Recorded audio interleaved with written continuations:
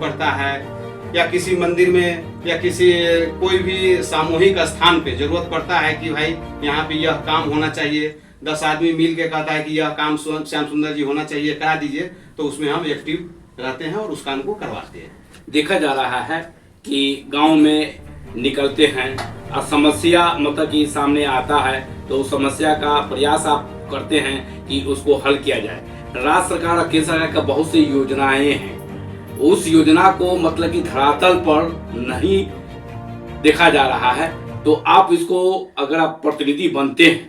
तो किस रूप से और कैसे मतलब कि पंचायत को संभालिएगा वो बताएं। देखिए, अगर जनता ने मौका दिया कि आप इस गद्दी पे इस मुखिया लायक हो, अगर मुझे मौका मिलता है तो अपने पंचायत में सरकारी तो छोड़िए, सरकार का जो उपलब्धियां होगा वो तो होगा ही, जो भी योजना होगा वो होगा ही, मेरा निजी भी जहां 2-4 लाख रुपए का जरूरत पड़ेगा कि नहीं ये काम होना चाहिए तो मैं उस काम को करूंगा। तो जो राज्य सरकार केंद्र सरकार की योजना है आप देख रहे हैं कि उससे लोग को मालूमात नहीं हो पा रहे हैं, लोग फायदा नहीं उठा रहे हैं, तो उस योजना को मतलब कि आपका भी फर्ज है लोगों को बताना, लोगों को बताना, जागरूकता करना। बिल्कुल करेंगे, हर घर जाके लोगों को बताएंगे कि यह सरकारी योजना है, क्योंकि हमारे पंचायत में बहुत सारा आदमी है जिसमें 2-4% ही लोग जानता है कि यह इंदिरा आवास योजना है, यह फलाना योजना है, या ये सरकारी योजना है, कृषि इनपुट मिलता है कि नहीं मिलता है, किसी लोगों को कोई चीज जानकारी नहीं है। तो उसमें क्या करेंगे, घर जाके हम जानकारी देंगे कि यह योजना आया हुआ और उस पर हम काम करेंगे। शिक्षा स्तर पे चले आइए, तो शिक्षा स्तर में मतलब कि क्या कमियां आपको नजर आ रहा है? शिक्षा स्तर में क्या है, हमारे पंचायत में एक भी सरकारी हॉस्पिटल अभी तक है ही नहीं है। मेरा पहला उद्देश्य रहेगा कि अपने पंचायत में सरकारी हॉस्पिटल बनाए। हॉस्पिटल से स्वास्थ्य को देखा जा सकता है, तो वैसे शिक्षा जो पढ़ाई लिखाई की व्यवस्था होती है उसको दुरुस्त करने को लेकर के क्या? हाँ, शिक्षा में रह गई सर। शिक्षा में भी क्या है, स्कूल बना हुआ है, स्कूल हमारे पंचायत में जगह जगह जो है बना हुआ है, जो भी बना हुआ है कुछ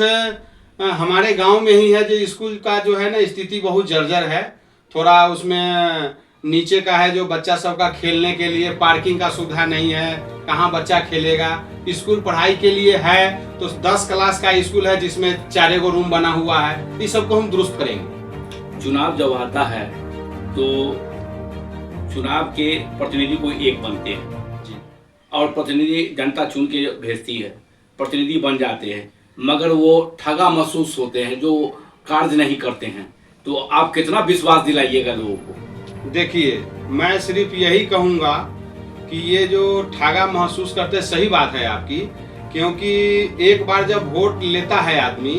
और द्वारे जाके वोट लिया, दोबारा जो है जनता का कुछ सुनता नहीं है। उनके घर भी जाइएगा, बोलिएगा कि जे फलाने आदमी से, मुखिया जी से मिलना है, बोलेगा घर पे ही है, बोलेगा कि नहीं मिलना है। ये सब काम हमें नहीं करना है, क्योंकि मुझे शौक नहीं है कि मैं अपना मुखिया बनूं या विधायक बनूं, मैं जनता का सेवक बनूंगा। ग्राम बवनगामा का निवासी हूँ मैं। अपने दिल्ली जैसे शहर में जाके यहाँ गांव से एक छोटा सा रूप लिया, जिसमें मैं 2006 से ही कार्यरत कर रहा हूँ बाहर में। जब मेरे को अपने परिवार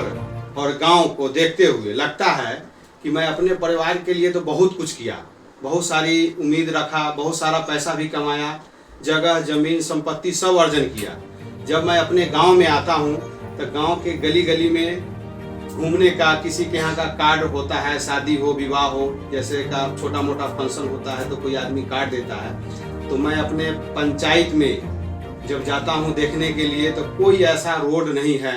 जिसमें आप सूखे पैर हमारे पंचायत में पार होइएगा। इतना पानी लगता है, मतलब साधन नहीं है कि किसी के घर में आप मतलब जूता पहन के नहीं जा सकते हैं, या तो आपके पास कार हो तो डायरेक्ट जाइए, कार से उतरिएगा, ये हाल है। अगर थोड़ी बहुत भी बारिश हो जाता है तो अभी छोटा मोटा काम ऐसे जैसे निजी कोष से कहीं पे रोड का रिपेयरिंग हो, किसी के यहाँ मान के चलिए कोई गरीब हो जिसको इलाज कराने का पैसा नहीं है, उसको भी 2000, 4000, 5000 करके हम चंदा रूपी उसका सहयोग भी करते हैं। मैं श्याम सुंदर सहनी, मेरा बवनगामा पंचायत हुआ मैं अपने पंचायत वासियों को मुहर्रम एवं सावन माह का ढेर सारी शुभकामनाएं देता हूं और साथ साथ ये भी कहता हूं कि शांति पूर्वक से आप लोग अपने त्योहार को मनाएं।